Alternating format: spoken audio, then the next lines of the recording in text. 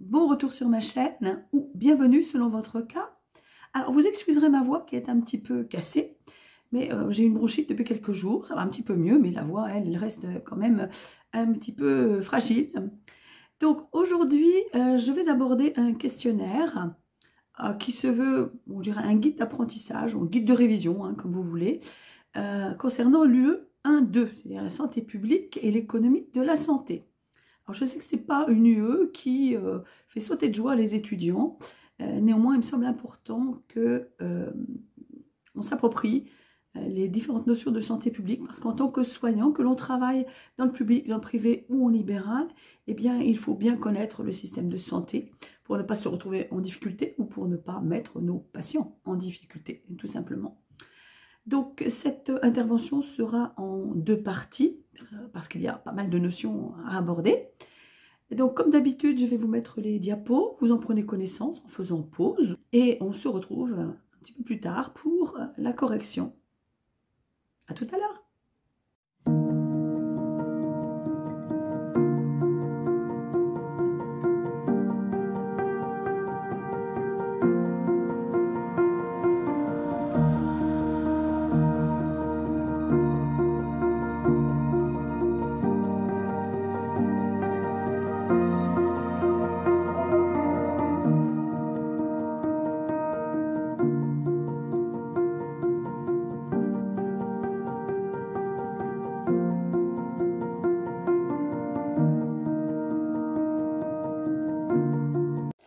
Alors, voyons la correction des questions de cette première partie.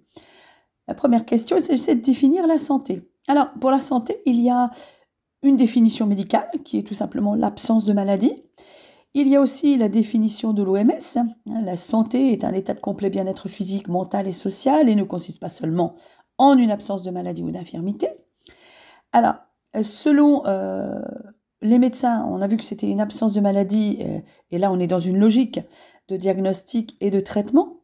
Selon la personne elle-même, c'est un bien-être à la fois physique, mental et social, comme le dit la définition de l'OMS de 1946, et là, la logique est plutôt celle de la perception et des suites à donner en termes de santé. Et selon les soignants, eh bien c'est la capacité à réaliser les actes élémentaires indispensables à la vie quotidienne. Et là, on est dans une logique d'adapter les soins aux incapacités observées. Question 2. Il s'agissait de définir la santé publique.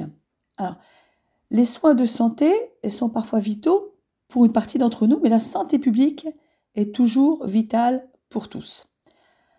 Alors, c'est un domaine de recherche et d'action qui vise à améliorer l'état de santé de la population. Donc ça déborde largement le domaine sanitaire, c'est un domaine multidisciplinaire. Alors une multiplicité dans le domaine de la recherche, de l'observation et de l'action consacrée à la santé des populations, ainsi qu'aux moyens de la préserver ou de l'améliorer. Alors quand on parle de santé publique, c'est un domaine qui revient en fait au pouvoir public.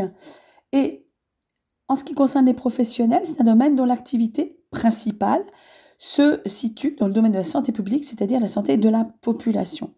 Alors la santé publique étudie les déterminants physiques, psychosociaux et socioculturels de la santé de la population, les actions en vue d'améliorer la santé de la population et la santé globale sous tous ses aspects, qu'ils soient curatifs, préventifs, éducatifs ou sociaux.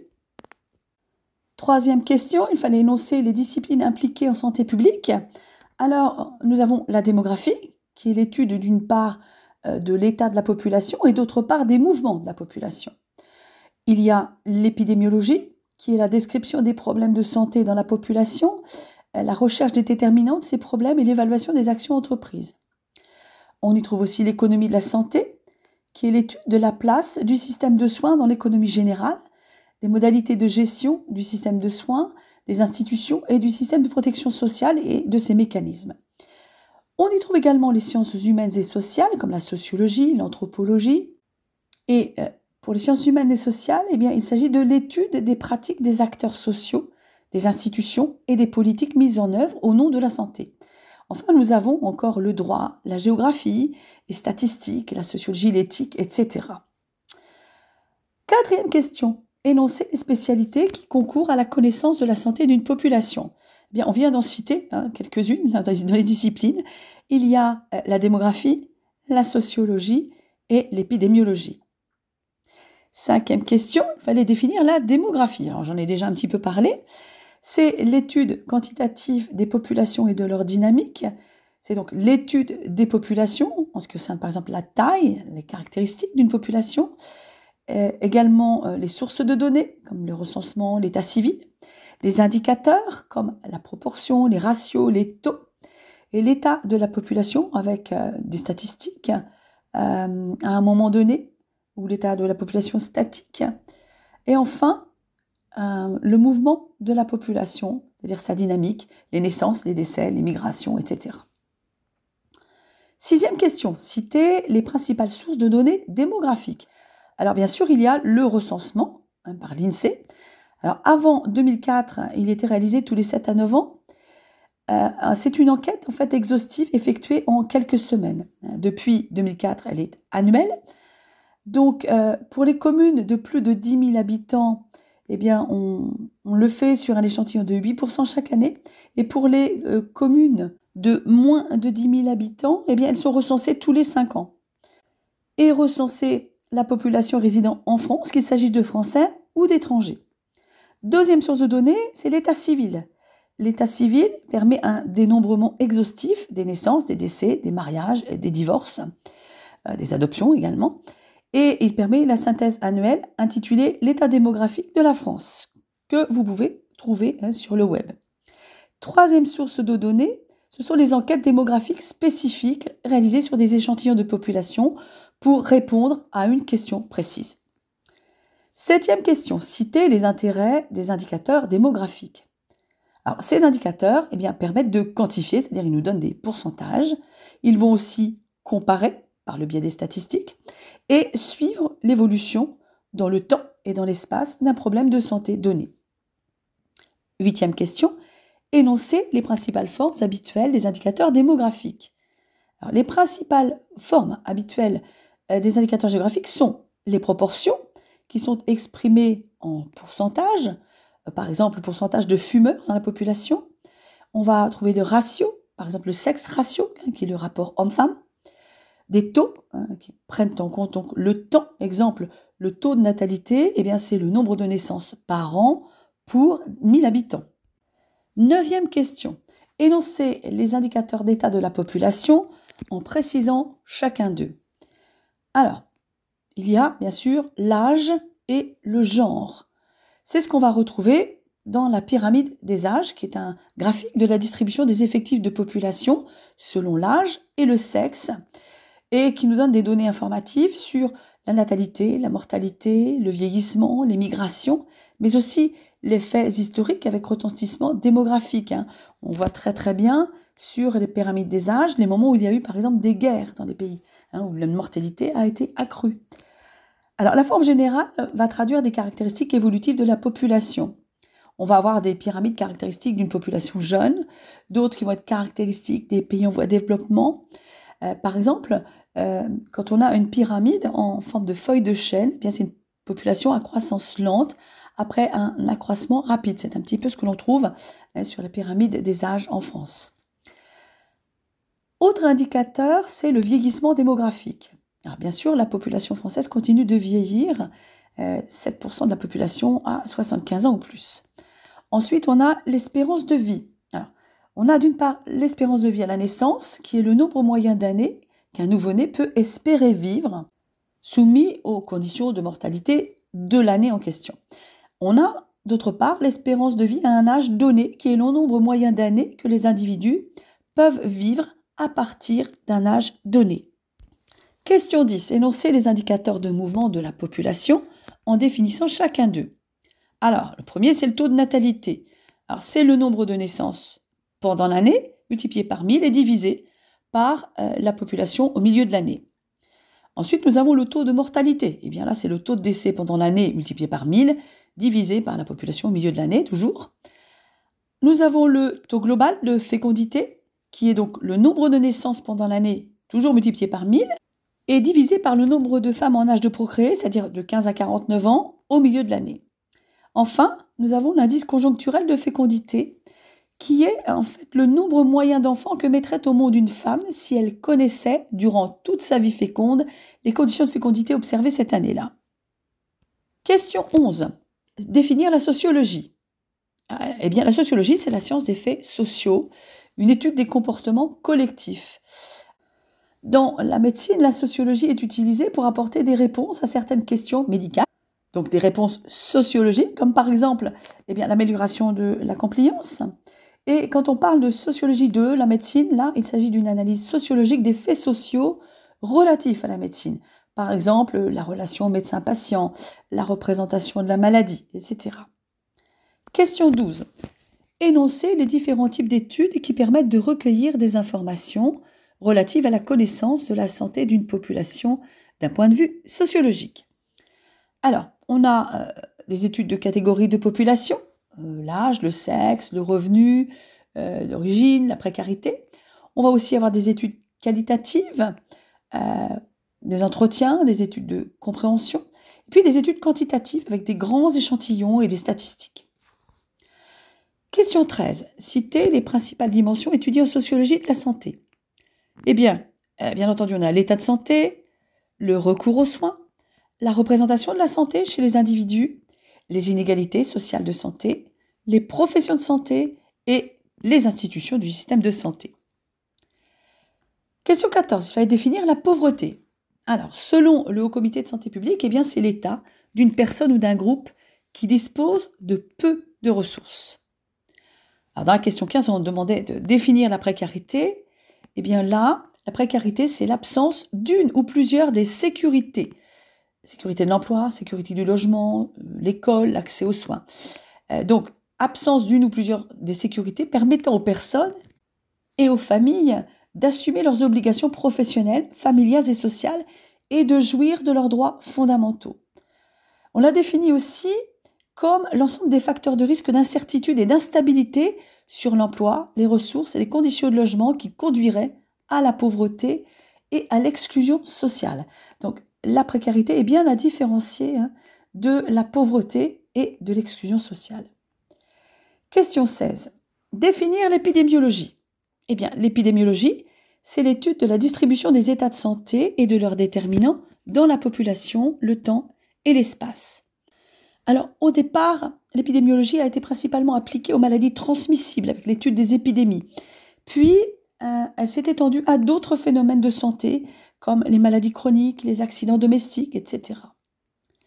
Question 17. Énoncer les 3 spécialités en épidémiologie.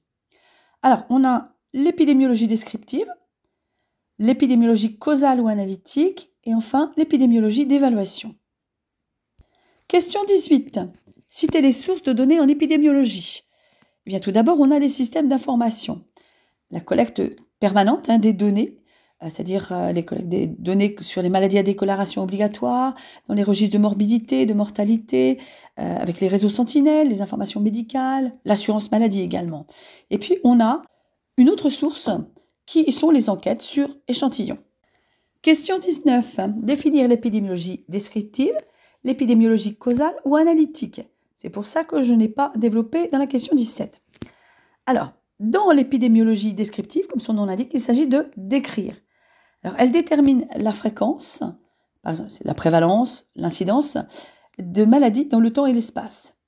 Elle détermine aussi la répartition, par âge, par sexe, par catégorie socio-professionnelle, etc., des maladies dans une population pendant une période donnée. Et elle permet la formulation des hypothèses étiologiques en termes de facteurs de risque, de causes, vérifiées par des enquêtes analytiques.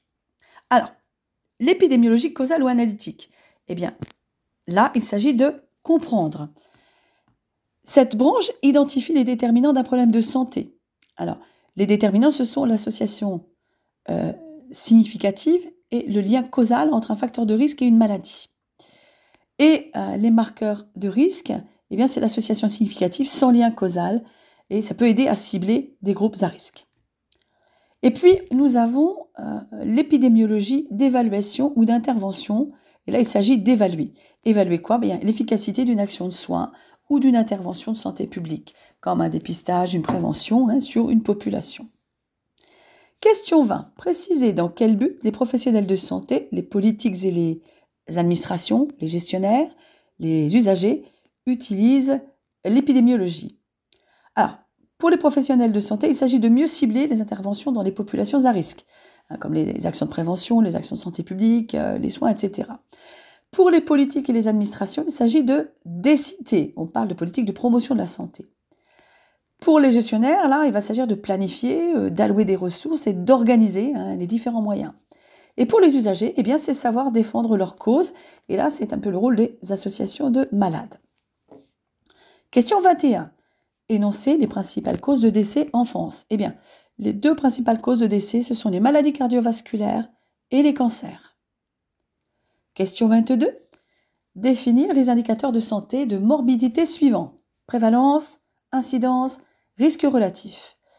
Alors, la prévalence, c'est le nombre de cas d'une maladie à un moment donné, divisé par la population à ce moment.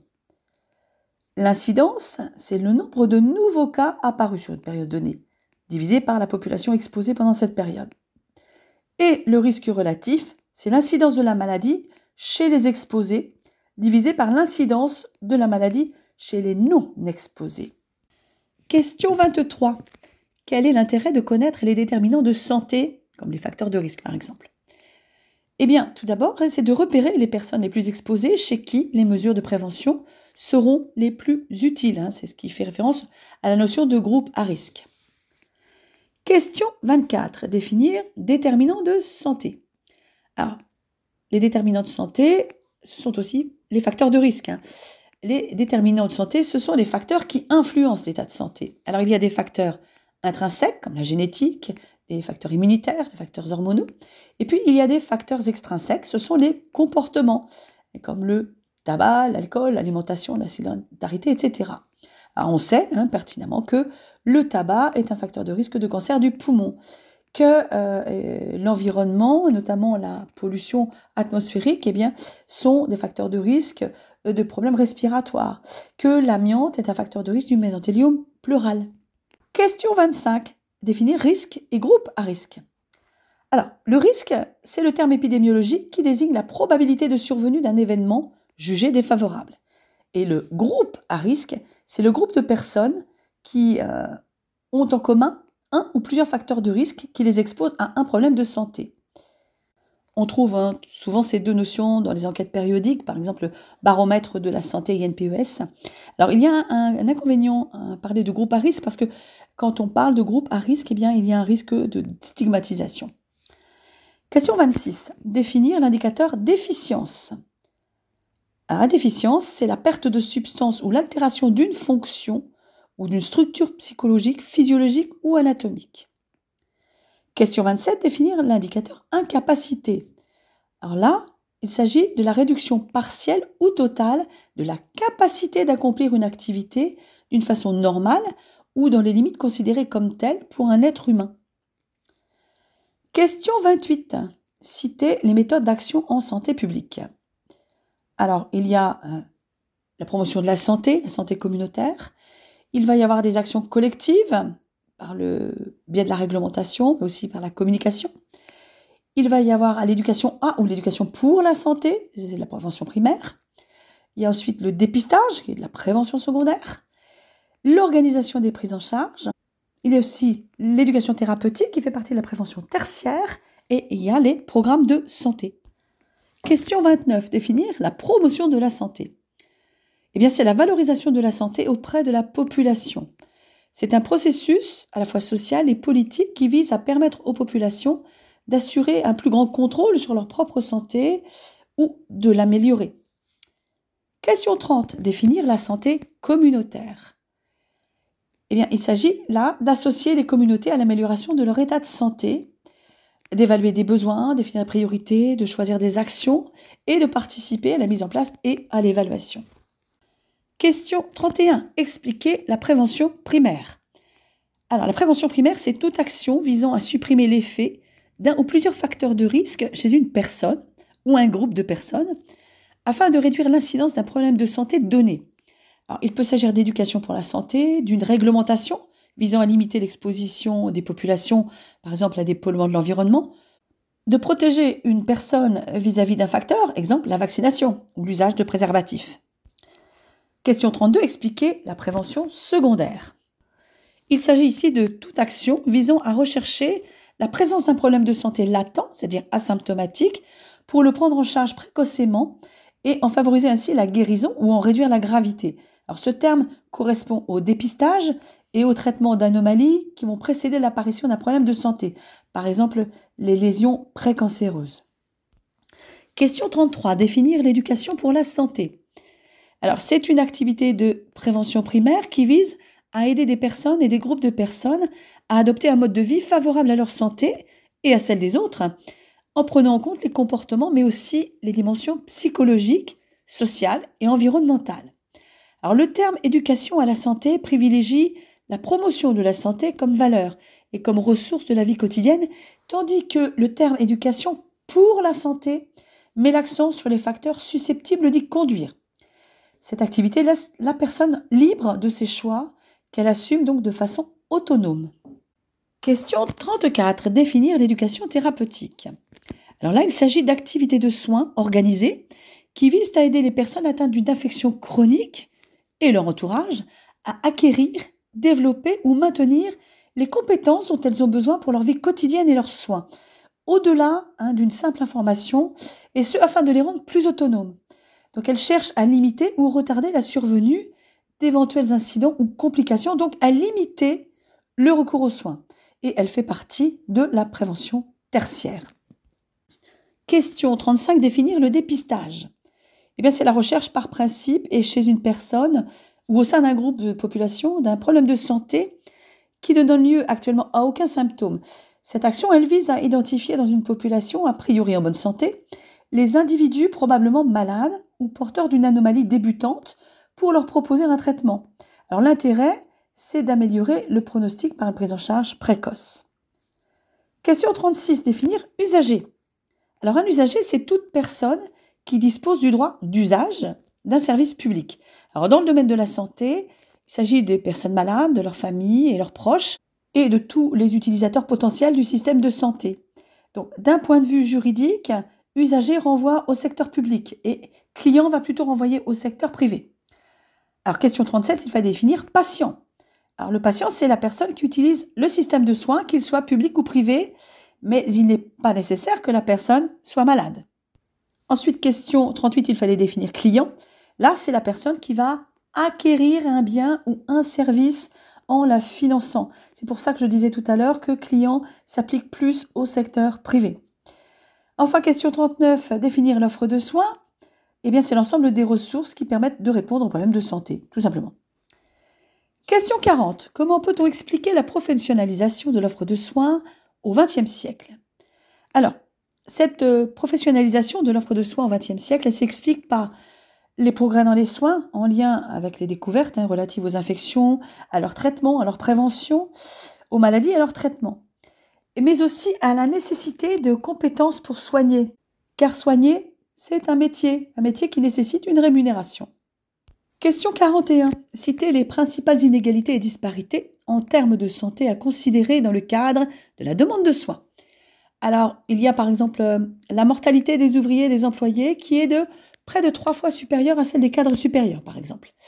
On a aussi l'espérance de vie à la naissance qui varie de plus de 10 ans en France entre les zones du Nord et du Sud. On va avoir, par exemple, la différence d'espérance de vie à 35 ans entre un ouvrier et un cadre qui est différente de 6 années et demie. On va aussi avoir un taux de prématurité qui varie du simple au triple en fonction du niveau scolaire de la mère. Question 42. Définir le recours aux soins ou accès aux soins. C'est l'utilisation effective des services de santé par les individus ou un groupe de population dans le but d'améliorer leur santé.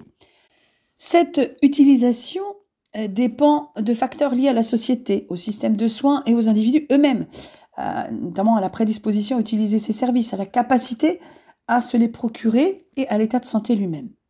Question 43. Définir programme de santé en précisant et caractérisant les différentes étapes. Alors, un programme de santé, c'est un ensemble cohérent d'actions pour atteindre un un objectif précis, par exemple le programme national de lutte contre la tuberculose. Et les étapes, quel que soit le type de programme, sont toujours les mêmes. Il y a d'abord analyser les besoins, identifier les problèmes, mettre en place le programme et évaluer le programme. On retrouve les mêmes principes qu'une démarche de soins finalement. Alors nous allons maintenant parler du système de santé en France. Question 1. Définir le système de santé en précisant ses composantes. Alors le système de santé, c'est l'ensemble des moyens, qu'ils soient organisationnels, humains, structurels et financiers, qui sont destinés à réaliser les objectifs d'une politique de santé. Quant à ces composantes, eh bien, il y a la demande de soins, c'est-à-dire les besoins des usagers, l'offre de soins, le financement des soins et le pilotage. Question 2. Définir dépenses de santé. Alors là, il s'agit d'un terme économique qui désigne la mesure des ressources consacrées chaque année aux soins et au fonctionnement du système de santé, quelle que soit la source du financement, et cela selon une méthode qui permet de les situer dans l'ensemble des dépenses du pays. Alors cette mesure, elle regroupe des dépenses élémentaires, qui sont les soins hospitaliers, les soins ambulatoires, les médicaments, etc. Donc en agrégat, alors, il y a d'une part la consommation de biens et services médicaux, donc c'est essentiellement les soins curatifs. Il va y avoir les dépenses courantes de santé, ça regroupe les soins curatifs et préventifs, mais aussi d'autres dépenses indirectement liées aux soins, comme la formation des professionnels, la recherche, l'assainissement de l'environnement, etc. Question 3. Quels sont les financeurs des dépenses de santé en France? Alors, il va y avoir des chiffres, mais vous ne les retenez pas. Alors, parmi ces financeurs, il y a l'assurance maladie à 75%, les mutuelles à 7%, les assurances privées environ 3%, les institutions de prévoyance environ 2%, et bien sûr les ménages à 13%. Question 4. Quels sont les régimes professionnels intervenant dans le financement de l'assurance maladie, toujours sans retenir les chiffres? Alors, on a le régime général à hauteur de 82,2%, la mutualité et sociale agricole à hauteur de 7,8%, c'est le régime agricole, la Caisse nationale d'assurance maladie des professions indépendantes à hauteur de 5,3%, et puis les régimes spéciaux comme celui de la SNCF, des fonctionnaires de l'État, l'EDF, etc., à hauteur de 4,7%. Question 5. Définir ce qu'est une mutuelle. Alors, il s'agit d'un organisme privé sans but lucratif, souvent d'origine professionnelle, qui vise à compléter les aides versées par un système d'assurance sociale, par exemple en finançant partiellement ou totalement le ticket modérateur pour les soins. Alors, les mutuelles sont financées par des cotisations versées par les adhérents, souvent en fonction de leurs revenus, et cette adhésion est en général facultative. Je dis bien en général, il peut y avoir des exceptions pour certaines mutuelles de société. Question 6. Définir la protection universelle maladie. C'est l'ex-CMU, couverture maladie universelle. Alors, effectivement, la CMU, c'était un droit accordé en 1999 par le Parlement aux personnes non assurées sociales justifiant de faibles revenus et résidant en France, et qui donnait le bénéfice du financement des soins. Elle a été remplacée en 2016 par la protection universelle maladie, qui est donc destinée, de même que la CMU l'était, à toute personne qui travaille ou réside en France de manière stable et régulière pour la prise en charge de ses frais de santé. À côté de ça, effectivement, à côté de la CMU de base, il y avait la CMU complémentaire. Eh bien, là aussi, cette CMU complémentaire, elle a été remplacée depuis 2019 par la complémentaire santé solidaire, qui est une aide pour aider les personnes à revenus modestes à payer leurs dépenses de santé. Question 7. Quelles sont les modalités de participation financière du patient? Alors, les remboursements d'assurance maladie sont basés sur des tarifs négociés entre la Caisse nationale d'assurance maladie et les syndicats. Alors, le ticket modérateur, c'est la somme qui n'est pas remboursée aux malades. C'est donc cette somme non remboursée qui est à la charge du malade. Ensuite, les malades hospitalisés doivent aussi payer un forfait journalier. Ça aussi, ça fait partie des choses qui sont à la charge du patient. Question 8. Définir ticket modérateur. On vient un petit peu d'en parler. C'est la fraction des dépenses de santé qui est payée par le patient ayant recours aux soins de santé. Alors, certaines personnes peuvent avoir une exonération de ce ticket modérateur. Ce sont par exemple les personnes atteintes par l'une des affections de longue durée, les fameuses ALD, ou en cas de soins lourds, ou chez certaines personnes, comme les femmes enceintes à partir du 6e mois, ou des personnes reconnues atteintes d'un handicap, par exemple. C'est pour ça que vous verrez, notamment dans les dossiers administratifs, quand vous ferez vos démarches de soins, qu'il y a des personnes qui sont 100% ALD et d'autres, c'est marqué 100%, tout simplement.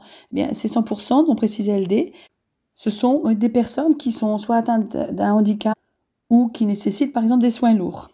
Définir tiers payant. Alors, tiers payant, c'est le paiement direct d'un professionnel de santé par l'assurance maladie, une mutuelle ou une assurance privée, ce qui dispense les patients de l'avance de frais. C'est un mécanisme donc qui va favoriser l'accès aux soins. Question 10. Quel est l'intérêt du système des mutuelles? Leur intérêt, c'est qu'elles complètent le remboursement des frais de santé par l'assurance maladie, permettant ainsi une prise en charge de tout ou partie de ces dépenses. Mais avoir une mutuelle ou une complémentaire santé n'est pas obligatoire. Alors les personnes qui ne souscrivent pas à un contrat avec une mutuelle ou une complémentaire santé, bien souvent c'est par manque de moyens. Mais d'autres personnes le font aussi par choix. Selon eux, quand on est jeune et en bonne santé, pourquoi dépenser de l'argent supplémentaire pour un hypothétique problème de santé? Sachant que certains soins, comme les accidents graves ou les interventions lourdes, seront automatiquement pris en charge. C'est un choix à faire, il faut peser le pour et le contre. Mais il arrive un moment où ça devient vraiment compliqué. Question 11. Quelle est la différence majeure entre une mutuelle et une assurance privée? La première différence, c'est que la compagnie d'assurance santé, c'est un organisme à but lucratif, alors que la mutuelle, elle, c'est un organisme à but non lucratif. La compagnie d'assurance privée étant un organisme à but lucratif, les bénéfices générés seront reversés aux actionnaires et non aux assurés. Et d'ailleurs, les assurés sont des clients. Dans la mutuelle, les assurés sont des adhérents. Et le grand principe, c'est la solidarité. Les assurances privées sont soumises au code des assurances, alors que les mutuelles sont soumises au code de la mutualité.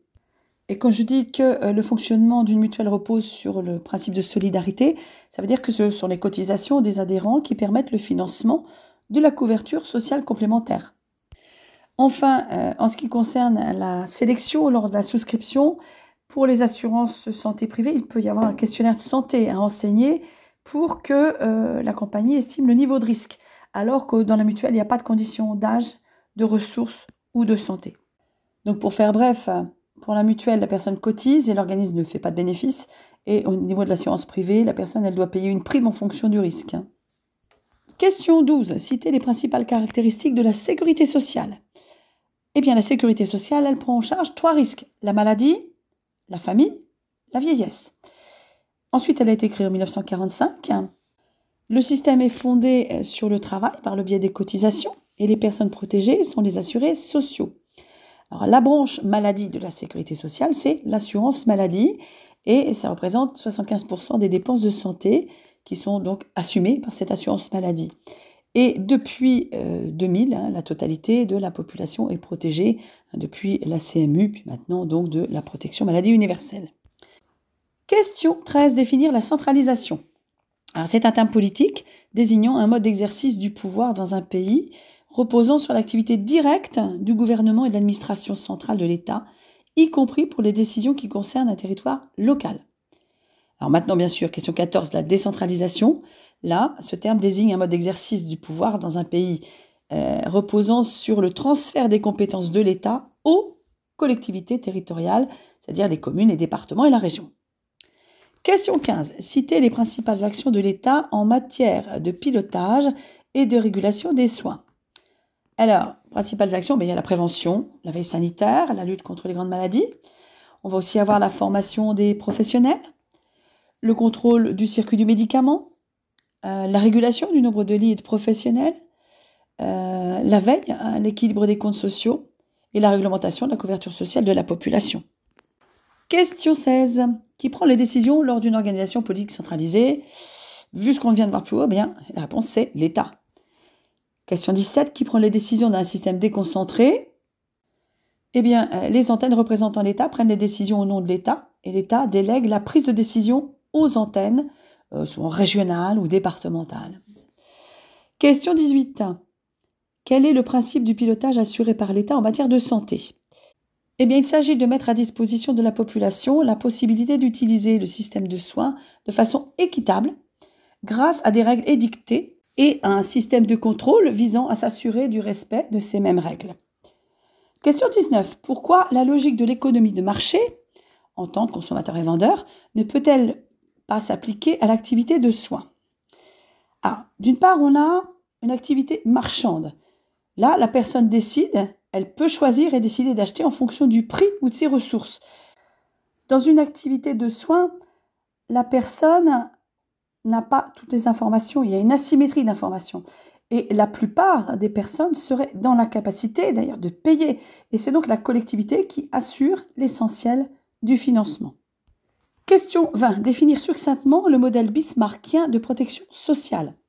Alors, c'est un mode d'organisation d'un système de protection sociale, encore appelé assurance sociale, qui a été mis en place en Allemagne à la fin du 19e siècle sous l'influence de Bismarck, d'où son nom. Et ce système s'appuie sur des caisses d'assurance maladie qui sont financées par des cotisations sociales et gérées par les représentants des entreprises et des travailleurs. L'assurance maladie est donc liée au travail. Et d'ailleurs, ça doit vous rappeler quelque chose, puisque effectivement, c'est le cas de notre système d'assurance sociale. Pour sa part, l'État a pour tâche d'assurer le bien-être des citoyens et il va être le garant de la santé publique. Alors, il fixe le cadre de l'action des caisses et il redresse la situation en cas de déséquilibre financier. Donc, ce modèle a inspiré largement notre système de protection sociale en France, mais aussi celui de l'Autriche, de la Belgique, du Luxembourg et des Pays-Bas. Question 21. Définir succinctement le modèle beveridgien de protection sociale. Là encore, c'est un mode d'organisation d'un système de protection sociale, mais d'inspiration social-démocrate, qui est encore appelé système national, selon lequel l'État assure le contrôle et l'organisation des services de santé et leur financement par l'impôt. Un système de fiscalisation.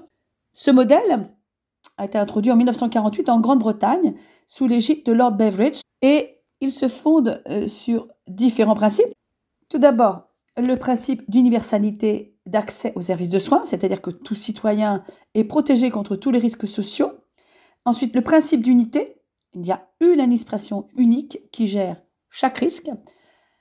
Le principe d'uniformité, chaque citoyen bénéficie des services selon ses besoins, indépendamment de ses revenus. Alors, ce modèle a inspiré également largement les pays scandinaves, l'Espagne, l'Italie et le Portugal.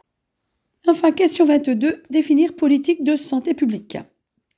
Eh bien là, il s'agit de donner un sens et un cadre aux actions afin d'atteindre un objectif. Donc, la politique de santé publique, c'est organiser les ressources disponibles au sein d'un pays ou d'une structure administrative de tous les niveaux afin d'atteindre un objectif.